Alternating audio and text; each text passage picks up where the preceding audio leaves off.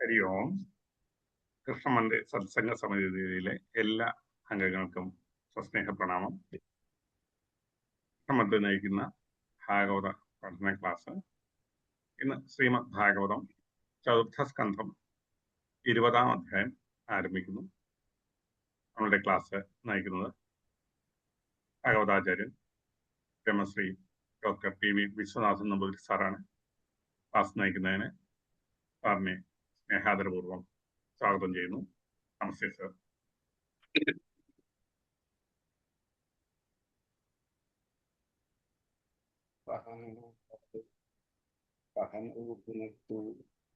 സഹവീര്യം സർവാവഹൈ തേജസ്വിനാവധീതമസ്തു മാ വിദ്വിഷാവഹൈ.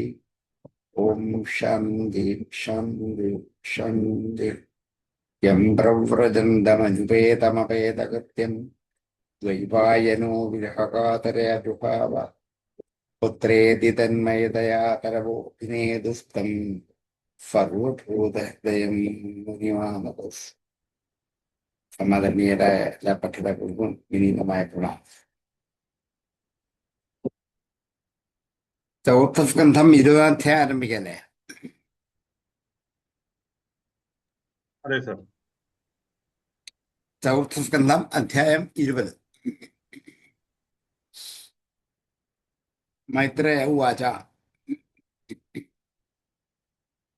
ഭഗവാനപി വൈകുണ്ഠസ്വാഗം മഖവതാ വിഭോ യജ്ഞൈര്യജ്ഞപതിസ്പൃഷ്ടോ യജ്ഞഭുക്തമഭാഷതാം. ഭഗവാനപി വൈകുണ്ഠഃ. വൈകുണ്ഠഃ ഭഗവാൻ അപി. വൈകുണ്ഠമൂർത്തിയായ ഭഗവാനാകട്ടെ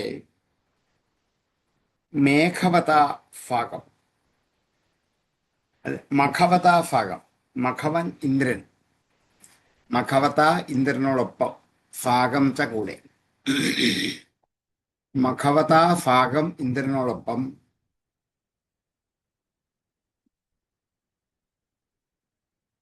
വിഭുഃ വൈകുണ്ഠഃ ഭഗവാൻ അപി. സർവവ്യാപിയായ വൈകുണ്ഠവാസിയായ ഭഗവാനാകട്ടെ ഇന്ദ്രനോടൊപ്പം മഖവതാ ഭാഗം. മഖവൻ ഇന്ദ്രൻ, മഖവത ഇന്ദ്രനോട് ഒപ്പം, ഭാഗം കൂടെ. യജ്ഞൈഹി യജ്ഞപതിഹി സ്പൃഷ്ടോ യജ്ഞഭുക്തം അഭാഷത. യജ്ഞൈഹി യജ്ഞങ്ങളാൽ യജ്ഞപതിയായ ഭഗവാൻ സ്വിഷ്ടഃ. സ്വിഷ്ടഃ എന്ന് വെച്ചാൽ ഫു ഇഷ്ടഃ, നന്നായി യജിക്കപ്പെട്ടു എന്നർത്ഥം. ഇഷ്ടഃ എന്ന് വെച്ചാൽ യജിക്കപ്പെട്ടു എന്നാണ്. മലയാളത്തിൽ ഇഷ്ടമല്ല. ഫു ഇഷ്ടഃ, സ്വിഷ്ടഃ, നന്നായി യജിക്കപ്പെട്ടവനായ യജ്ഞപതിയായ ഭഗവാൻ. യജ്ഞങ്ങളാൽ നന്നായി യജിക്കപ്പെട്ടവനായ യജ്ഞപതിയായ ഭഗവാൻ. യജ്ഞൈഹി സ്പൃഷ്ടഃ യജ്ഞപതിഹി. യജ്ഞഭുക്. ഭഗവാൻ യജ്ഞപതി മാത്രമല്ല, യജ്ഞഭുക്കാണ്. യജ്ഞങ്ങളെ പരിപാലിച്ച് രക്ഷിച്ചു കൊടുക്കുന്നവന് മാത്രമല്ല, യജ്ഞങ്ങളിലെ ഹവിർഭാഗം സ്വയം അനുഭവിക്കുന്നവനുമാണ്. യജ്ഞഭുക്കാണ്. ഇതെല്ലാം വിശ്വസഹസ്രത്തിൽ നമ്മൾ ധാരാളം വായിച്ചിട്ടുള്ളതാണ്. യജ്ഞാംഗോ, യജ്ഞപതി, യജ്ഞഭുക്ക്, ഇതെല്ലാം അതിൻ്റെ അകത്ത് ഇങ്ങനെ മാറി മാറി വരുന്ന ഓരോ നാമങ്ങളാണ്. യജ്ഞഭുക്ക് തം അഭാഷത, അവനോട് പറഞ്ഞു. യജ്ഞഭുക്ക് തം അഭാഷത. യജ്ഞഭുക്കായ ഭഗവാൻ ആ രാജാവിനോട് ഇങ്ങനെ പറഞ്ഞു. തം അവനോട്, രാജാവിനോട്. വൈകുണ്ഠവാസിയും വിഭുവുമായ ഭഗവാൻ ഇന്ദ്രനോടൊപ്പം യജ്ഞങ്ങളാൽ നന്നായി യജിക്കപ്പെടുന്നവനായ യജ്ഞപതിയായ യജ്ഞഭുക്കുമായ ഭഗവാൻ ആ പൃഥുവിനോട് ഇങ്ങനെ പറഞ്ഞു. അഭാഷത, പറഞ്ഞു. ഈ യജ്ഞത്തിൽ ഏറ്റവും അധികം പൂജിക്കപ്പെട്ടത് ഭഗവാനാണ്. കാരണം യജ്ഞപതിയും യജ്ഞഭുക്കുമായതുകൊണ്ട് അങ്ങനെ പൃഥുവിനാൽ പൂജിക്കപ്പെട്ടവനായ ഭഗവാൻ ആ പൃഥുവിനോട് ഇങ്ങനെ പറഞ്ഞു, ഭഗവാനപി വൈകുണ്ഠഫാകം മഖപതാ വിഭു യജ്ഞൈര്യജ്ഞപതിസ്വിഷ്ടോ യജ്ഞഭുക്തമഭാഷത. യജ്ഞഭുക്തം അഭാഷത എന്ന് വായിക്കരുത്, അറിയാതെ പരിചയമുള്ളവരിലൊപ്പം വായിച്ചു പോകും. യജ്ഞഭുക്തം അഭാഷത എന്ന് വേണം.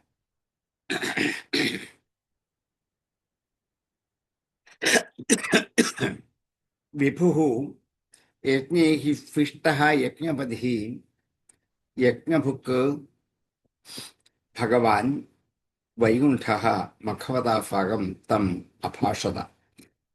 ഭഗവാനപി വൈകുണ്ഠഫാകം മഖവതാ വിഭു യജ്ഞൈര്യജ്ഞപതിസ്വിഷ്ടോ യജ്ഞഭുക്തമഭാഷത. ഭഗവാനപി വൈകുണ്ഠഫാകം മഖവതാ വിഭു യജ്ഞൈര്യജ്ഞപതിസ്വിഷ്ടോ യജ്ഞഭുക്തമഭാഷത. ശ്രീ ഭഗവാനെ പച്ച ഇനി ഭഗവാൻ പൃഥുവിനോട് പറയുന്നതാണ്. ഏതാണ്ട് ഈ അധ്യായത്തില് കുറെ ശ്ലോകങ്ങളിലായിട്ടാണ്, 15 ശ്ലോകങ്ങളെ കൊണ്ടാണ് ഭഗവാൻ പൃഥുവിനോട് സംഭാഷണം ചെയ്ത്. ശ്രീ ഭഗവാനുവാചാം ഏഷതേ അകാരിഷീദ്ഭംഗം അയമേഥ ശതഫ്യഹാം സമാപയതാത്മാനം അമുഷ്യക്ഷുന്തുമർഹസീം. ഏഷ ഇവൻ തേ അങ്ങയോട് അകാരഷീത് ചെയ്തു എന്നർത്ഥം. അകാർഷീത് ചെയ്തു. തേ അകാരഷീത് അങ്ങയോട് ചെയ്തു.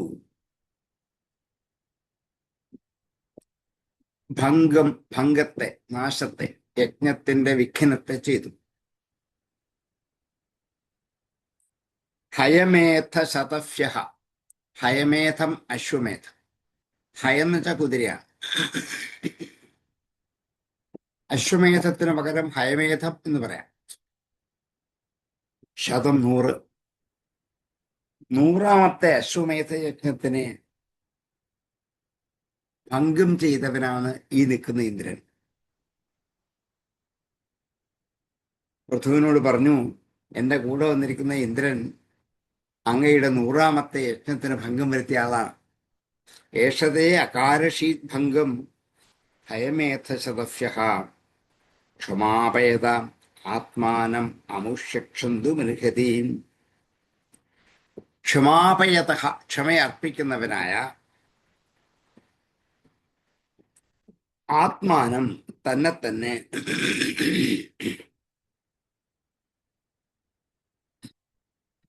തന്റെ ആത്മാവിനെ കൊണ്ട് ക്ഷമയാചിക്കുന്നവനായ അമുഷ്യ ഇവനെ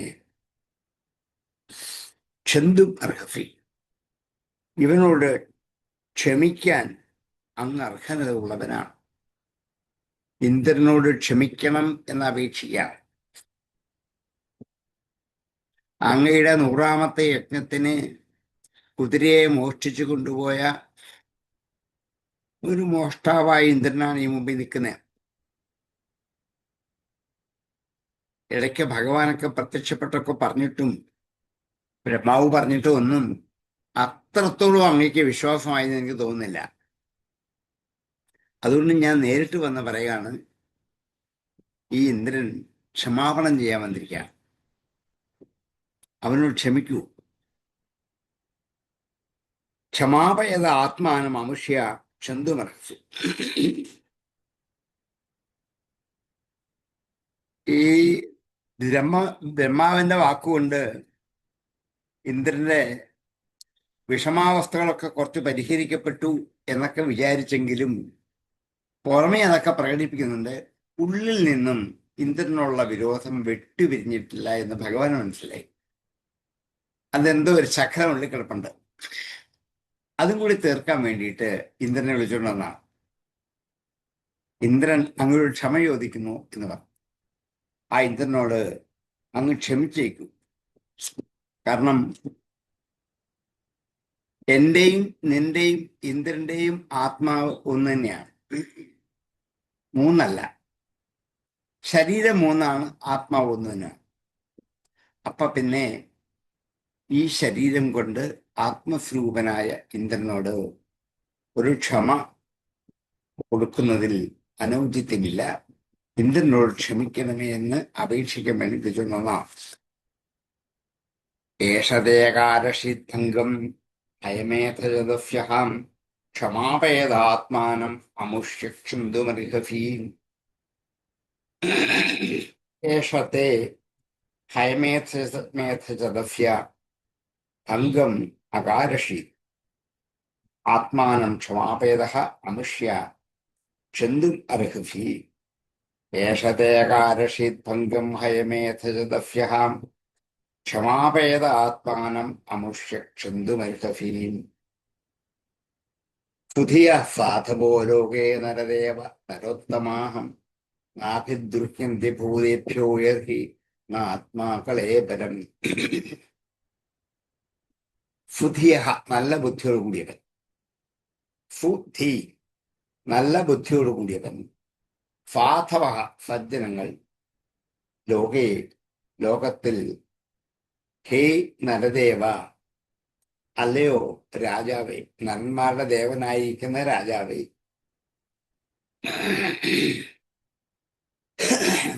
ലോകത്തിലെ നല്ല ബുദ്ധിയുള്ളവരും സജ്ജനങ്ങളുമായ നരോത്തമന്മാർ, മനുഷ്യശ്രേഷ്ഠന്മാർ. അഭിദ്രുഹ്യന്തി ഭൂതേഭ്യ ഭൂതങ്ങളോട് അഭിദ്രുഹ്യന്തി ദോഹിക്കാറില്ല.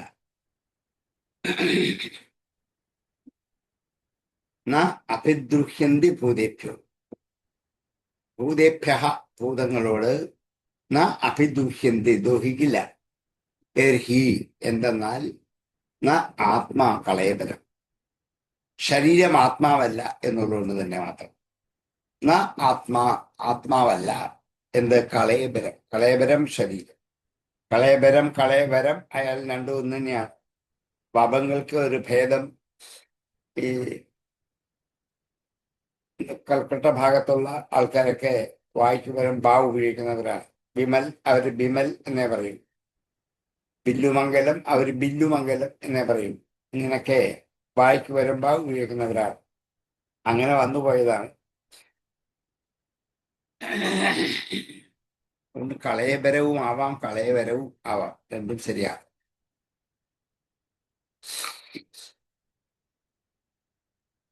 സാധുക്കളായ സജ്ജനങ്ങൾ, നല്ല ബുദ്ധിയുള്ളവരുമായ സജ്ജനങ്ങൾ, അവര് ലോകത്ത് നരോത്തമന്മാരാണ്. ഭൂമിയിലുള്ള മനുഷ്യന്മാരിൽ വെച്ച് ശ്രേഷ്ഠന്മാരായവരെ നല്ല ബുദ്ധിയുള്ളവരും സജ്ജനങ്ങളുമാണ്. കാരണം അവരെ ഒരു ഭൂതങ്ങളോടും ദ്രോഹിക്കില്ല. സകല ഭൂതജാലങ്ങളോടും കാരുണ്യമുള്ളവരാണ്, ദ്രോഹിക്കില്ല. കാരണം എല്ലാ ഭൂതജാലങ്ങളിലെയും ആത്മാവും എൻ്റെ ആത്മാവും ഒന്നാണെന്ന് അറിയുന്നുണ്ട്. ആത്മാവല്ല ശരീരം എന്ന് അറിയുന്നത് കൊണ്ടാണ്. അതുകൊണ്ട് ബുദ്ധിയുള്ളവൻ, സജ്ജനങ്ങൾ ഒരു പ്രാണികളെയും ദ്രോഹിക്കില്ല. ഇവിടെ പറഞ്ഞു വരുന്നത് ഇന്ദ്രനെ ദ്രോഹിക്കുന്നത് ശരിയല്ല എന്ന് പറയാൻ വേണ്ടിയാ. ഇന്ദ്രനും ഇതുപോലെ പ്രാണിയാണ്, അങ്ങും അത് തന്നെയാണ്. നിങ്ങളുടെ ശരീരം രണ്ടാണ്, പക്ഷെ നിങ്ങളുടെ ആത്മാവ് ഒന്ന് തന്നെയാണ്. അതുകൊണ്ട് ലോകത്തിൽ ബുദ്ധിയുള്ള നല്ല മനുഷ്യർ പോലും എന്ത് ചെയ്യാറില്ല? മറ്റുള്ളവരെ ദ്രോഹിക്കാറില്ല. അപ്പൊ പിന്നെ അങ്ങയെപ്പോലെ ഉന്നതനായ ഒരു രാജാവ്, പണ്ഡിതനായ ഒരു രാജാവ്, കുലമഹിമയുള്ള ഒരു രാജാവ് ഒരു കാരണവശാലും എന്ത് ചെയ്യരുത്? മറ്റൊരാളെ ദ്രോഹിക്കരുത്. മനസ്സുകൊണ്ട് പോലും അങ്ങനെ വിചാരിക്കരുത്. കാരണം ആത്മാവ് ഒന്നാണ്, ശരീരം പലതാണ്. അതുകൊണ്ട് സുധിയ സാധവോ ലോകേ നരദേവ നരോത്തമാം നാഭിദ്രുഹ്യന്തി ഭൂതേഭ്യോ യർഹി ആത്മാകളേബരം. ഹേ നരദേവ, ലോകേ സുധിയ സാധവ നരോത്തമാഃ ഭൂതേഭ്യഃ ന അഭിദ്രുഹ്യന്തി യർഹി കളേബരം ആത്മാനം. പുതിയ ഫാധവോ ലോകേ നരദേവ നരോത്തമാ നാഭിദ്രുഹ്യന്തി ഭൂതേഭ്യോ യർഹിനാത്മാകളേബരം. പുതിയ ഫാധവോ ലോകേ നരദേവ നരോത്തമാ നാഭിദ്രുഹ്യന്തി ഭൂതേഭ്യോ യർഹിനാത്മാകളേബരം.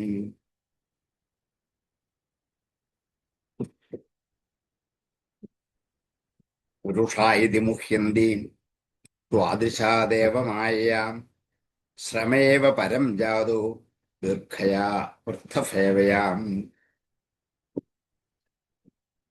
പുരുഷാ പുരുഷന്മാർ, ദ്വാദശാ പുരുഷാ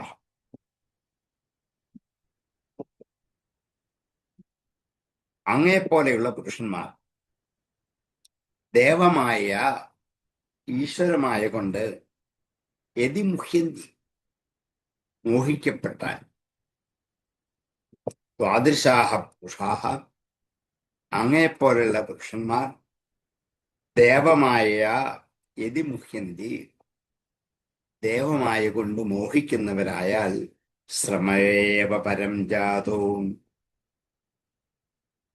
അവർക്ക് പ്രയത്നം മാത്രം ഉണ്ടാവും. ദീർഘയാ വൃദ്ധഫേവയ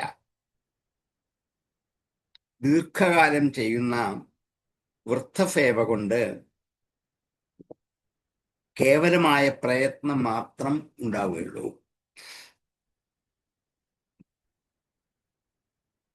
ഭേദദർശനം എങ്ങനെ ഉണ്ടാകുന്നു എന്ന് വ്യക്തമാക്കുകയാണ്.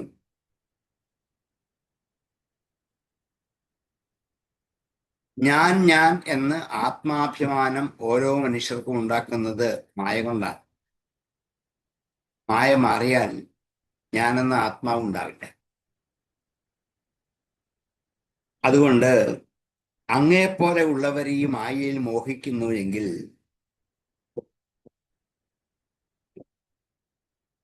വളരെക്കാലം വൃദ്ധന്മാരായ ജ്ഞാനികളെ, വൃദ്ധന്മാരെന്ന് വെച്ചാൽ ജ്ഞാനവൃദ്ധന്മാരെന്ന, വയോവൃദ്ധന്മാരല്ല, വയസ്സുകൊണ്ട് മാത്രം വൃദ്ധരായവരല്ല, ജ്ഞാനം കൊണ്ട് വൃദ്ധരായവരാണ്. അങ്ങനെയുള്ള ജ്ഞാനികളെ സേവിക്കുന്നത് കൊണ്ട് എന്താണ് പ്രയോജനം? ജ്ഞാനം അഭ്യസിക്കാൻ വേണ്ടി വളരെ കാലം പരിശ്രമിച്ച് പുരുഷാർത്ഥത്തെ സാധിക്കാൻ സാമർഥ്യമില്ലാത്തത് കൊണ്ട് വെറും പ്രയത്നം മാത്രമായി ഇടയാകുന്നു എന്ന് ഒരപവാദത്തിന് ഇടയാകും.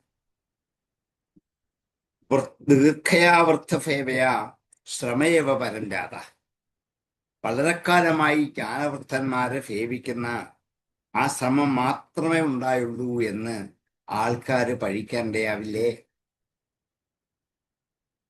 എന്താ അങ്ങനെ വരാൻ കാരണം? മായയിലകപ്പെട്ടതുകൊണ്ട്. അതാരറിയുന്നില്ല, ജനങ്ങൾ അറിയുന്നില്ല. ഇയാൾ എന്താണ് സജ്ജനങ്ങളെ പൂജിക്കുന്നു, ആരാധിക്കുന്നു, ആൾക്കാരെ സൽക്കരിക്കുന്നു, പണ്ഡിതന്മാരെ ബഹുമാനിക്കുന്നു, അവരുടെ പ്രഭാഷണം കേൾക്കുന്നു, അവരെ ദൈവതുല്യം സ്നേഹിക്കുന്നു, ആദരിക്കുന്നു, ബഹുമാനിക്കുന്നു, അവർക്ക് ദാനം ചെയ്യുന്നു, ഭക്ഷണം കൊടുക്കുന്നു, എത്രയോ സൽക്കർമ്മങ്ങൾ ധാരാളം ചെയ്യുന്നുണ്ട്. വളരെ കാലം ഇത് ചെയ്യുകയും ചെയ്തു. അങ്ങനെ ചെയ്തിട്ടും എന്ത് കിട്ടുന്നില്ല? മോക്ഷാവസ്ഥയിൽ എത്തുന്നില്ല. ഈ ശ്രമം മാത്രമേ ഉള്ളൂ ഫലം. എന്താ കാരണം? മായാമോഹത്തിലകപ്പെട്ടുള്ളൂ. അതിൽ നിന്ന് രക്ഷപ്പെട്ടെങ്കിൽ മാത്രമേ, ആ ബന്ധനത്തിൽ നിന്ന് മുക്തരായെങ്കിൽ മാത്രമേ ലക്ഷ്യത്തിലേക്ക് എത്താം. ബന്ധനത്തിൽ കിടന്നുകൊണ്ടാണ് ഇതൊക്കെ ചെയ്യുക. സത്സംഗവും സൽസേവയും സത്കർമ്മങ്ങളും ഒക്കെ ചെയ്യുന്ന ബന്ധനത്തിൽ കിടന്നുകൊണ്ടാണ്. അപ്പൊ പിന്നെ ഈ ശ്രമങ്ങളൊക്കെ പാഴായി പോകല്ലേ ഉള്ളൂ. ബന്ധനത്തിൽ നിന്ന് മുക്തി കിട്ടിയതിന് ശേഷം വേണം ഇതൊക്കെ ചെയ്യാൻ. ആദ്യം വേണ്ടത് മായാബന്ധനത്തിൽ നിന്ന് മുക്തനാകണം. എന്നിട്ടാണ് ഇതൊക്കെ ചെയ്യുന്നതെങ്കിൽ ഞാൻ ആത്മാവാണ്, ഞാൻ മനുഷ്യനല്ല, ജീവനല്ല, എല്ലാവരും തുല്യരാണ് എന്നൊരു ചിന്ത ഉണ്ടാക്കിയെടുക്കാൻ മായ നീങ്ങെങ്കിലേ പറ്റുള്ളൂ. നമുക്ക് പറ്റാത്ത കൊണ്ടാണ്. നമുക്കിതൊക്കെ അറിയാം, പക്ഷെ ഒന്നും പ്രാവർത്തികമാക്കാൻ പറ്റാറില്ല. ഞാനെന്ന ഭാവം നമുക്ക് വിടാൻ പറ്റത്തേ ഇല്ല. അത് നമ്മുടെ കൂടെ എപ്പോഴും ഉണ്ടാവും. ഇതൊക്കെ അറിയാം, ഞാൻ ജീവാത്മാവല്ല പരമാത്മാവാണെന്നൊക്കെ അറിയാം, വേണേൽ പ്രസംഗിക്കുകയും ഒക്കെ ചെയ്യും, ഇഷ്ടം പോലെ, ഒരു കുഴപ്പമില്ല. പക്ഷങ്ങൾ എന്ത് ചെയ്യാറില്ല? അങ്ങനെയുള്ളവർക്ക് വളരെ എളുപ്പം മോക്ഷ പദവിയിലേക്ക് എത്താൻ പറ്റില്ല. അവരുടെ ഈ ശ്രമങ്ങളൊക്കെ വിഫലങ്ങളായിട്ട് മാത്രം തീരുകയുള്ളൂ. അതുകൊണ്ട് ആദ്യം വേണ്ടത് ഈ ഞാൻ ശരീരമല്ല ആത്മാവാണെന്ന് ഉറപ്പിക്കണം. പുരുഷായ മുഹ്യന്തേ ദ്വാദശാ ദേവമായ സ്നമയേവ പരം ജാതോ ദീർഘയാവൃത്തഫേവയാം. ദ്വാദശാഹാം ദേവമായ യതി മുഹ്യന്തി ദീർഘയാം വൃത്തഫേവയ പരം ശ്രമയേവ ജാതഃ. പുരുഷായ മുഹ്യന്തി ദ്വാദശാ ദേവമായ ശ്രമയേവ പരം ജാതോ ദീർഘയാ വൃത്തഫേവയാ. പുരുഷായ മുഹ്യന്തി ദ്വാദശാ ദേവമായ ശ്രമയേവ പരം ജാതോ ദീർഘയാ വൃത്തഫേവയാ. അതഃ കായമിമം വിദ്വാൻ അവിദ്യാകാമകർമ്മഭി ആരബ്ധൈതി നൈവാസ്മിൻ പ്രതിബുദ്ധോ നിഷജ്യതേ. അതഃ അതുകൊണ്ട് കായം ഇമം ഈ ശരീരം, കായം ശരീരം, സാമ്പാറിനുള്ള കായമല്ല, രണ്ടാണ്. ഇത് കായം ശരീരം.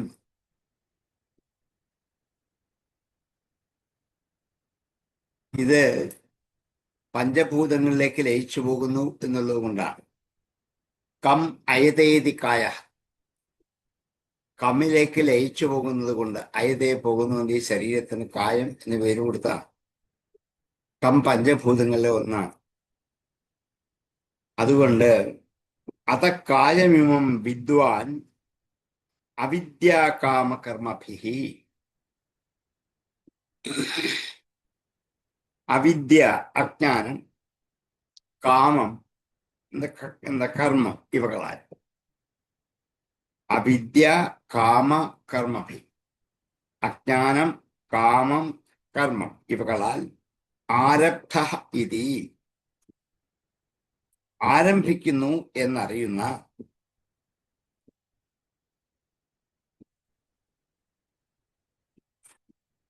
ന ഏവ അസ്മിൻ പ്രതിബുദ്ധോ അനുഷജ്യത്തെ. ന ഏവ അസ്മിൻ നൈവാസ്മിൻ.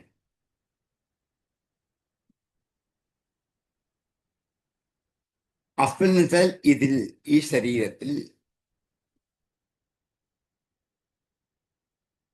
പ്രതിബുദ്ധനായി തീർന്നിട്ട്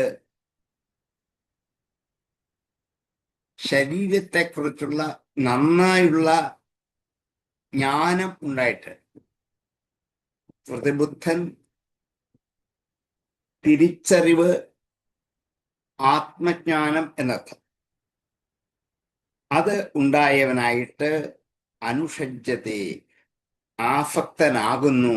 ന അനുഷജ്യത്തെ ആസക്തനാകുന്നില്ല. ഈ ന ഇവിടെ കൊണ്ടു, നൈവ എന്നുള്ളത്തെ ന ഇവിടെ കൊണ്ടു.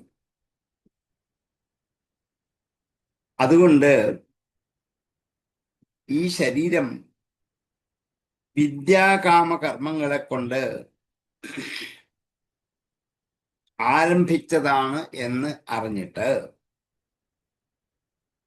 ഈ ശരീരം എടുക്കാൻ കാരണം അജ്ഞാനം കൊണ്ടോ കാമനകൾ കൊണ്ടോ, മരിക്കാൻ നേരം ഏത് കാമമാണോ ഉള്ളിലിരിക്കുന്നത് ആ കാമത്തിനനുസരിച്ചാണ് അടുത്ത ശരീരം ഉണ്ടാവുക. അതേപോലെ ഏത് കർമ്മം അനുഷ്ഠിച്ചു കൊണ്ടാണോ ഇവിടുന്ന് വിട്ടുപോകുന്നത് ആ കർമ്മം അനുഷ്ഠിക്കാൻ വേണ്ടി വീണ്ടും വരും. അതുകൊണ്ട് അവിദ്യയും കാമവും കർമ്മവും ഇത് മൂന്നും കൊണ്ട് ആരബ്ധൈതി ആരംഭിച്ചതാണ് ഈ ശരീരം എന്ന്. ശരീരമെടുക്കാൻ കാരണം ഒന്ന് ആത്മജ്ഞാനം നേടാത്തതുകൊണ്ടാണ്. നേടിയാൽ പിന്നെ തിരിച്ചു വരവില്ല. അത് നേടാത്തവരെയാണ് അവിദ്യ, കാമനകൾ, അതൊരിക്കലും തീരില്ല, കർമ്മങ്ങൾ, ഇവ മൂന്ന് കൊണ്ടുമാണ് അടുത്തൊരു ജന്മ പരമ്പര തുടങ്ങാൻ പോകുന്നത്. എന്ന് അറിയുന്ന ഒരാത്മജ്ഞാനിക്ക് ഈ ശരീരത്തിൽ ഒരു തരത്തിലുള്ള ആസക്തി ഉണ്ടാവില്ല.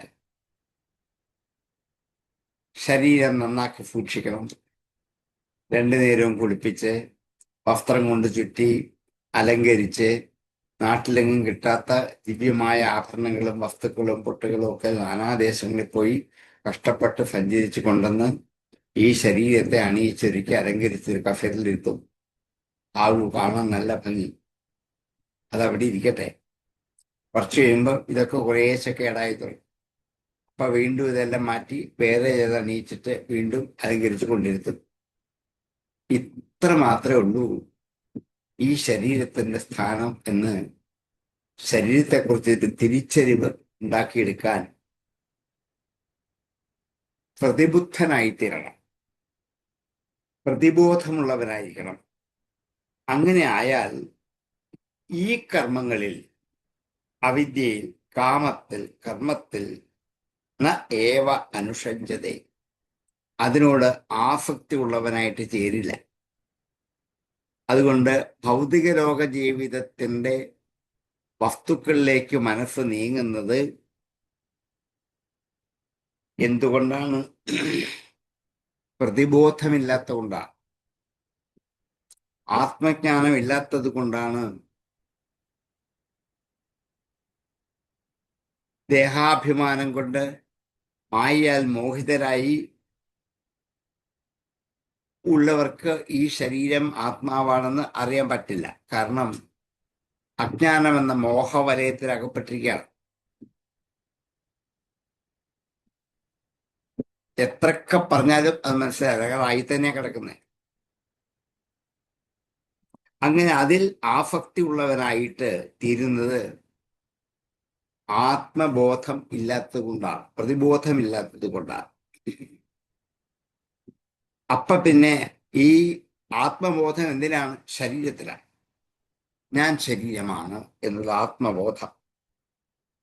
അതുകൊണ്ട് അവിദ്യാകാമകർമ്മങ്ങളാൽ ആരംഭിക്കപ്പെട്ടതാണ് ഈ ശരീരം എന്ന് ബുദ്ധിമാനായ ആൾക്കാര് വിചാരിക്കുക തന്നെ ചെയ്യും. അതുകൊണ്ട് ദേഹാത്മഭാവന ഇല്ലാതാക്കണം. അതാണ് വിവേകം. അതില്ലാതാക്കിയെങ്കിൽ മാത്രമേ എന്റെയും നിന്റെയും ആത്മാവ് ഒന്നാണെന്ന് ബോധ്യപ്പെടുകയുള്ളൂ. അല്ലെ ഇല്ല, അതുവരെ വരില്ല. ഇതൊരു അനുഭവജ്ഞാനമാണ്. പഞ്ചസാരയ്ക്ക് മധുരമുണ്ടെന്ന് എത്ര പ്രസംഗിച്ചാലും മനസ്സിലാവില്ല, അനുഭവജ്ഞാനമാണ്. ഒരു തുള്ളി നാവിലിട്ട് അരിച്ചേർക്കുമ്പോൾ അറിയാം, ഹാവു ഇതാണ് എന്റെ മധുരം. അല്ലെ എങ്ങനെ അറിയും? ഒരാൾ 2 മണിക്കൂർ ഇന്ന് പ്രഭാഷണം ചെയ്താലും ഈ മധുരം അറിയാമോ? ഇല്ല. പ്രഭാഷണമൊക്കെ ഇഷ്ടപ്പെട്ടു, നല്ലതായിരുന്നു, കേൾക്കാൻ ഇമ്പമായിരുന്നു, പക്ഷെ പഞ്ചസാര എന്താണെന്ന് മനസ്സിലായില്ല. ഇതുപോലെയാണ് എത്ര പ്രസംഗിച്ചാലും മനസ്സിലായില്ല. അനുഭവജ്ഞാനം കൊണ്ട് മാത്രമേ ഇത് അറിയാൻ പറ്റുള്ളൂ.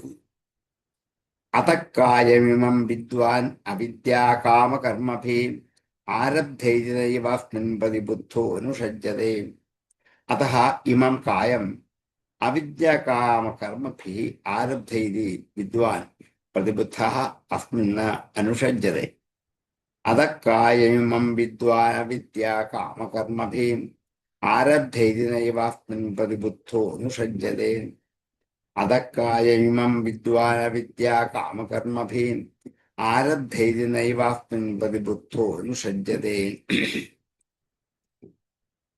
അസംസക്ത ശരീരേസ്മിൻ അമുനോത്പാദിതേ ഗൃഹേ അപത്യേ ദ്രവിണേ വാപി കഃ കുര്യൻ മമതം ബുദ്ധ. അസംസക്ത, ആസക്തിയില്ലാത്തവൻ. സംസക്തൻ, വീണ്ടും വീണ്ടും ചേർന്നിരിക്കുന്നവൻ. അസംസക്തൻ, വീണ്ടും വീണ്ടും വീണ്ടും അതിലേക്ക് ചേരാതിരിക്കുന്നവൻ. ആസക്തി ഇല്ലാത്തവൻ കിട്ടും. ഏത് വിഷയത്തിനോടാണോ ആസക്തി കൂടുതൽ, എപ്പോഴും അതിനെക്കുറിച്ച് ചിന്തിച്ചുകൊണ്ട് അതിനോട് ചേരാൻ ആഗ്രഹിച്ചുകൊണ്ടേയിരിക്കും. ആണ് സംസക്തൻ. സംസക്തനല്ലാത്തവൻ അസംസക്തൻ. ശരീരേ അസ്മൻ, ഈ ശരീരത്തില് അമുന ഉത്പാദിതേ ഗൃഹേ, ഈ ശരീരത്താൽ ഉണ്ടാക്കപ്പെട്ടിരിക്കുന്ന വീട്ടിലും അപത്യേ ഈ ശരീരം കൊണ്ട് ഉണ്ടാക്കിയ സന്താനത്തിലും ദ്രവിണേ ഈ ശരീരം കൊണ്ടുണ്ടാക്കിയ ധനത്തിലും വാ അപി ആകട്ടെ കഹ ആർക്കാണ് മമതാം പുര്യ മമതയുണ്ടാകുന്നത് കഹ ബുധ യാതൊരു ബുധനാണ് അതിൽ മമതയുണ്ടാകുന്നത്.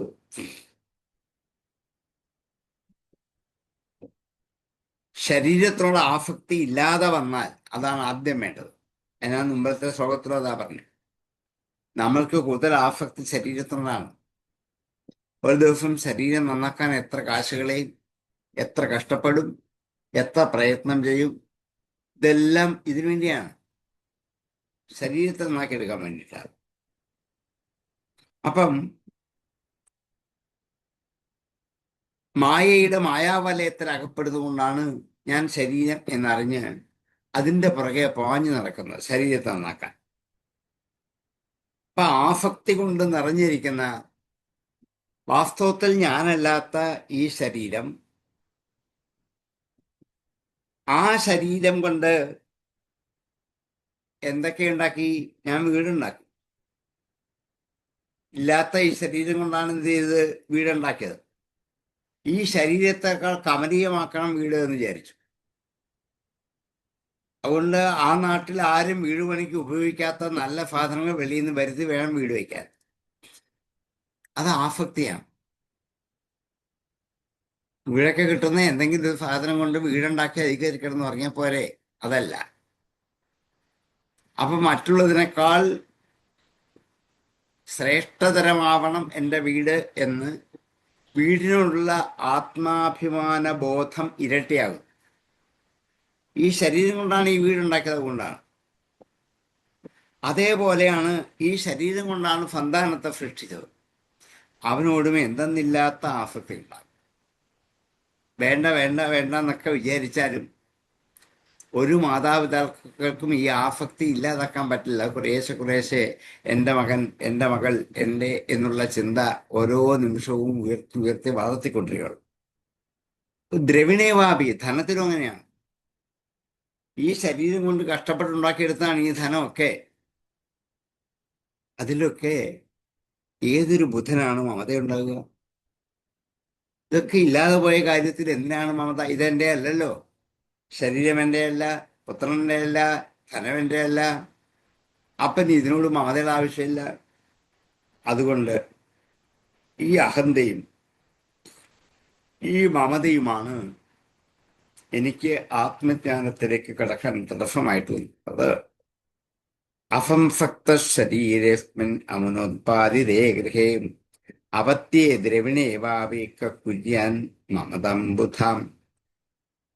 അസ്മിൻ ശരീരേ അസംസക്തഃ കഃ ബുധഃ അമുനാ ഉത്പാദിതേ ഗൃഹേ അപത്യേ ദ്രവിണേവാപി മമതം കുര്യാത്. അസംസക്ത ശരീരേസ്മിൻ അമുനോത്പാദിത ശരീരേ അസ്മിൻ അമുനാ ഉത്പാദിതേ ശരീരേസ്മിന്നമുനോത്പാദിതേ എന്ന് തന്നെ ചൊല്ലണം. അസംസക്ത ശരീരേസ്മിൻ ആണ് നിർത്താൻ വേണേ, ഒരു വരിയാണ്. അസംസക്ത ശരീരേ അസ്മിൻ.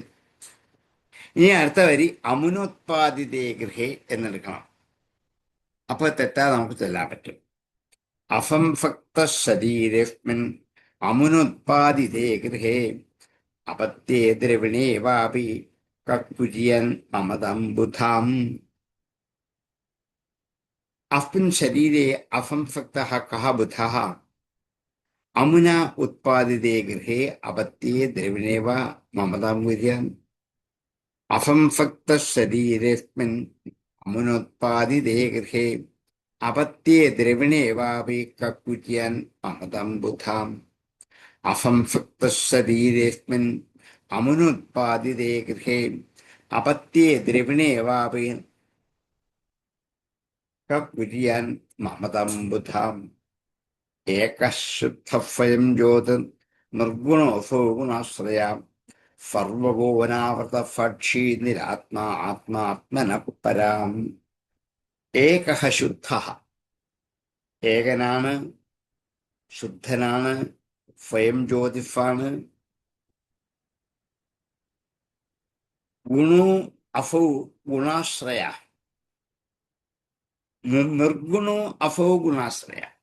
ഗുണങ്ങളില്ലാത്തവനാണെങ്കിലും ഗുണത്തെ ആശ്രയിച്ചാണ് നിലനിൽക്കുന്നത്.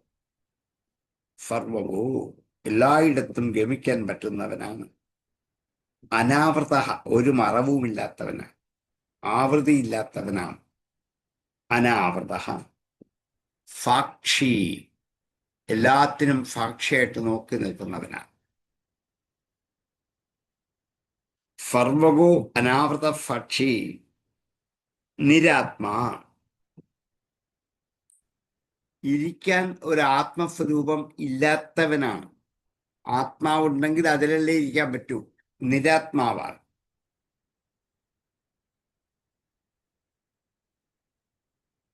അങ്ങനെയുള്ള നിരാത്മാ ആത്മാവ് ആത്മനഃ പരം,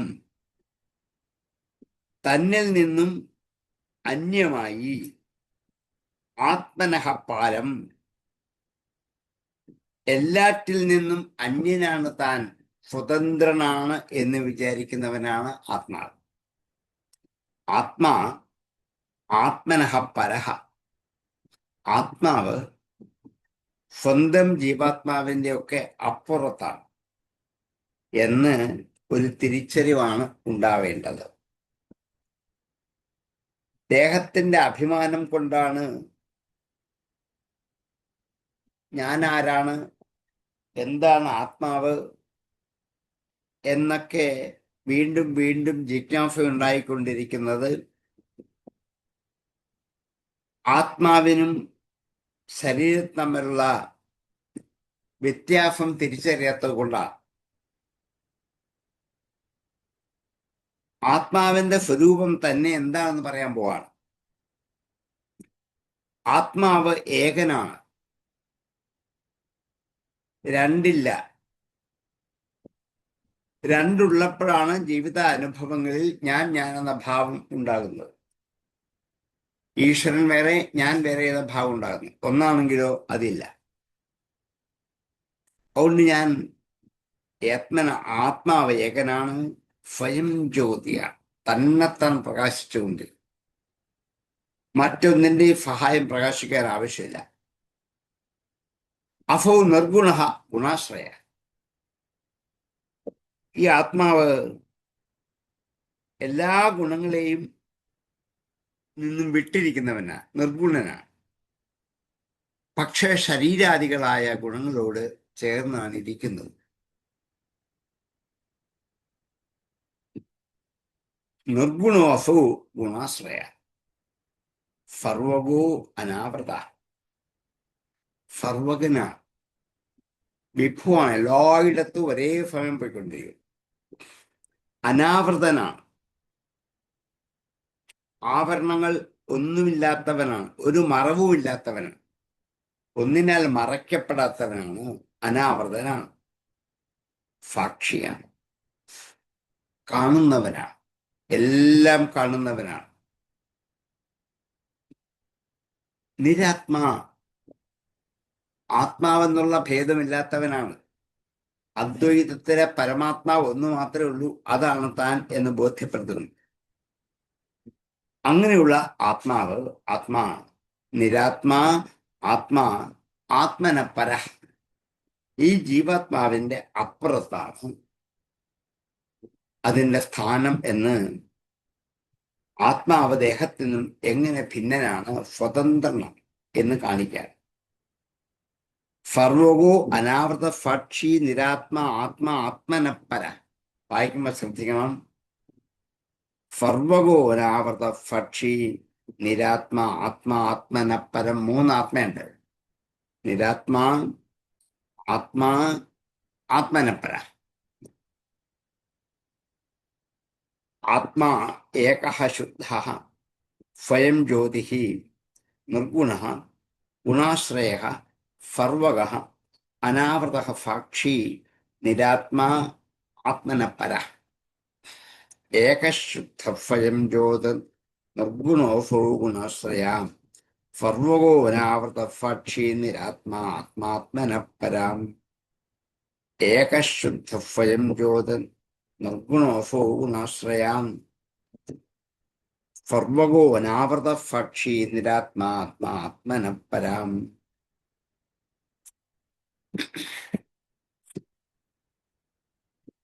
ഏവം സന്തം ആത്മാനമാത്മസ്ഥം വേദപൂരുഷാം നാജ്യതേ പ്രകൃതിസ്ഥോപി തദ്ഗുണൈഃ തമൈഃ സ്ഥിതഃ.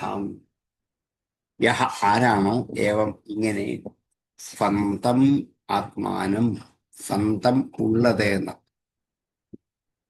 സ്വന്തം ഉള്ളതായ ആത്മാനം ആത്മാവിനെ ആത്മസ്ഥം ആത്മാവൻ തന്റെയും കൂടി ആത്മാവിൽ സ്ഥിതി ചെയ്യുന്ന ആ പരമാത്മാവ്. പരമാത്മ ചൈതന്യം എല്ലാ ജീവാത്മാക്കളുടെയും ഉള്ളിലുണ്ട്. അതുകൊണ്ടാണ് യഹ പുരുഷ ആത്മസ്ഥം വേദ പ്രകൃതിസ്ഥമപി തദ്ഗുണൈഃ ന അജ്യത്തെ സഹ മയി സ്ഥിതഃ. യ ഏവം സന്തമാത്മാനം ഏവം സന്തം ഇങ്ങനെയൊക്കെ ഉള്ള ഇതാണ് ആത്മാവിന്റെ സ്വരൂപം എന്ന് മുമ്പത്തെ ശ്ലോകത്തിൽ പറഞ്ഞു. സന്തം സ്ഥിതി ചെയ്യുന്ന ഉള്ള ആത്മാനം ആത്മാവിനെ ആത്മസ്ഥം ആത്മാനം തന്റെ ജീവാത്മാവിലിരിക്കുന്ന ആത്മാവിനെ ഈ ആത്മസ്ഥം ആത്മാനം വേദ അറിയുന്നുവോ. യഹ പൂരുഷ വേദ യാതൊരു പുരുഷനാണോ അറിയുന്നത്. ന ആജ്യത്തെ അവൻ ആജ്യത എന്ന് വെച്ചാൽ ബന്ധിക്കുക സ്പർശിക്കുക എന്നൊക്കെ അർത്ഥം. ന ആജ്യത്തെ അവൻ ബന്ധിക്കില്ല. പ്രകൃതിസ്ഥോപി പ്രകൃതിയിലിരിക്കുന്നവനാണെങ്കിൽ പോലും തദ്ഗുണൈഹി ആ ഗുണങ്ങളാൽ സഹ മൈ സ്ഥിത അവൻ എന്നിൽ തന്നെയുണ്ട്.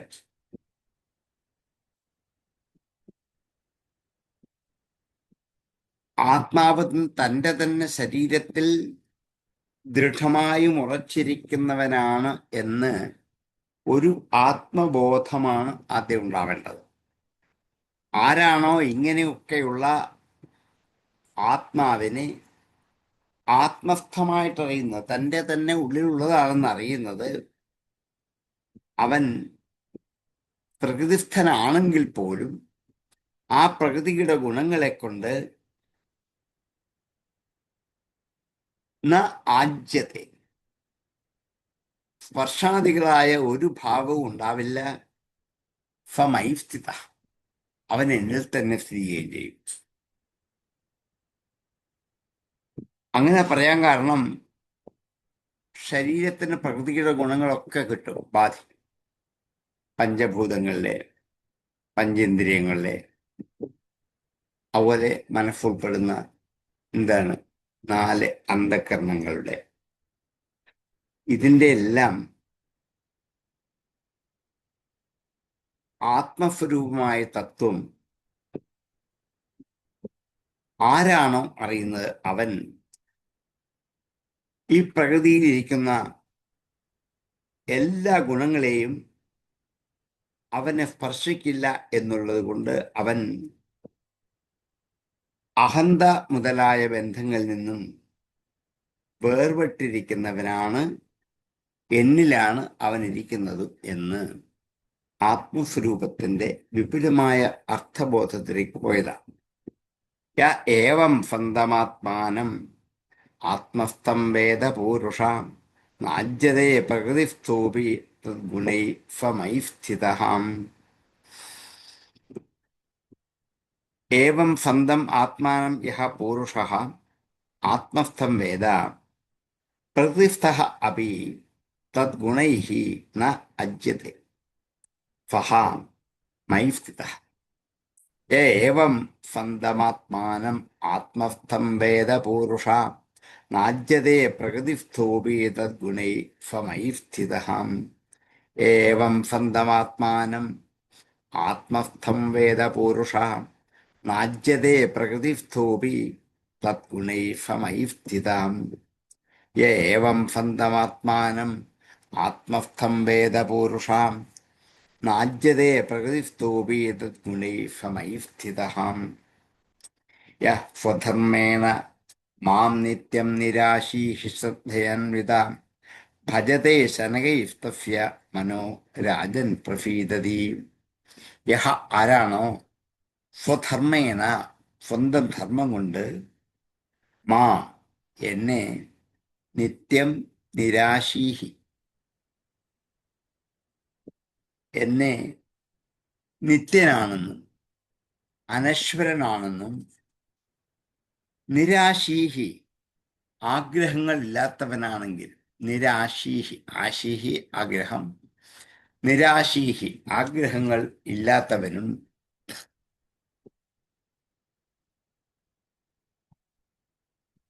യഹ ഏവം സ്വന്തം ആത്മാനം ആത്മസ്ഥം വേദ യഹ വേദ യഹ പുരുഷ വേദ അങ്ങനെ ആരാണോ അറിയുന്നത് അവൻ ഈ പ്രകൃതിയിലിരിക്കെങ്കിൽ പോലും ഒരു കർമ്മവും അവനെ ബാധിക്കില്ല.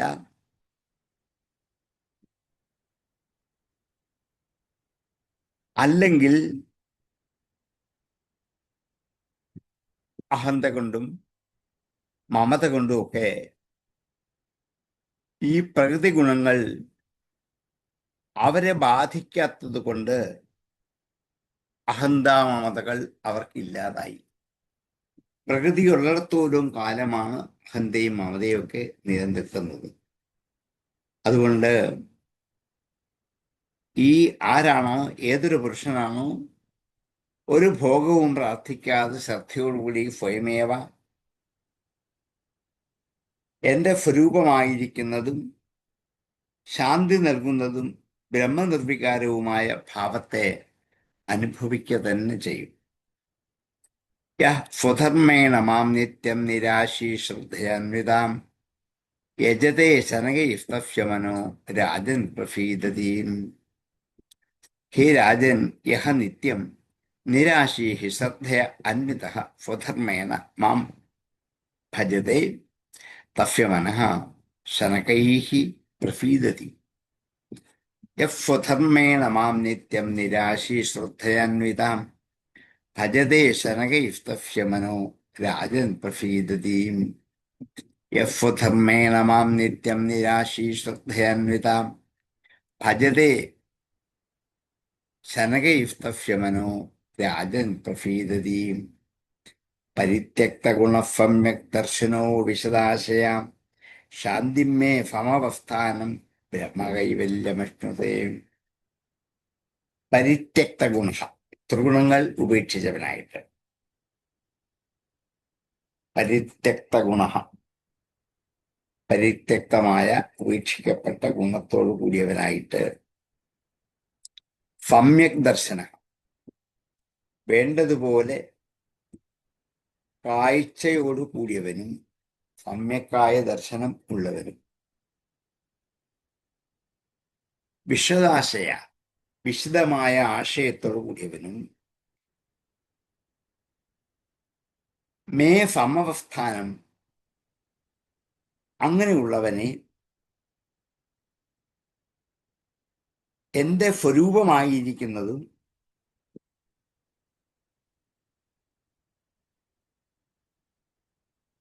പരിത്യക്ത ഗുണ സമ്യക് ദർശന വിശദാശയ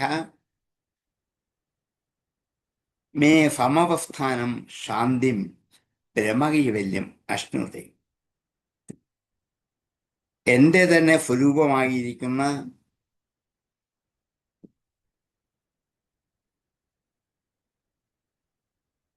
പരിത്യക്ത ഗുണ സമ്യക് ദർശന വിശദാശയ ശാന്തിം മേ സമവസ്ഥാനം ബ്രഹ്മകൈവല്യം അശ്നുതേ.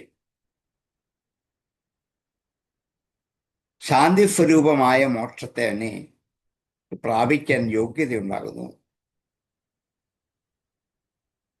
അന്ധകരണം ശുദ്ധമായാൽ വിഷയങ്ങൾ എന്നുള്ള ബന്ധം വേർപെടുത്താൻ പറ്റും. അപ്പൊ സത്യ അസത്യ വസ്തുവേഗം ഉണ്ടാകും. ഇതല്ല ഇതല്ല വേണ്ടത് എന്ന് നമേ നമേ എന്ന് പറഞ്ഞ് അവസാനം മേ എന്നൊരു പക്ഷത്തിലേക്ക് എത്തും. അപ്പോൾ ശാന്തി അനുഭവിക്കുകയും ചെയ്യും.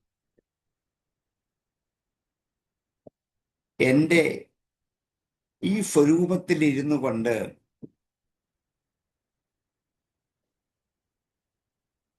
അവന്റെ സ്വരൂപം ഈ ശരീരത്തിൽ നിൽക്കുന്ന ജീവാത്മാവുണ്ടാകും.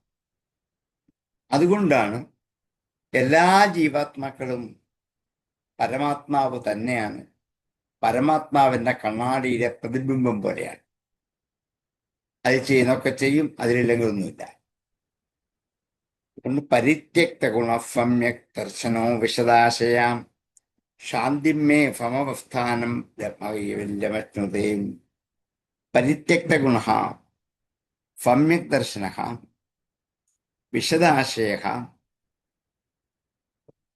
മേ സമവസ്ഥാനം ശാന്തിം കൈവല്യം ബ്രഹ്മ അശ്നുതേ.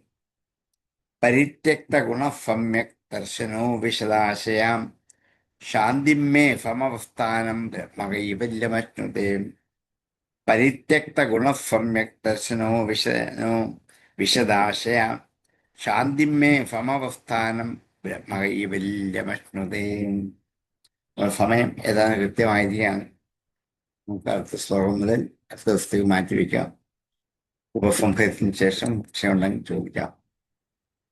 ഓം പൂർണ്ണമദ പൂർണ്ണമിദം പൂർണ്ണാത് പൂർണ്ണമുദച്യതേ പൂർണ്ണസ്യ പൂർണ്ണമാദായ പൂർണ്ണമേവാവശിഷ്യതേ. ഓം ശാന്തി ശാന്തി ശാന്തി.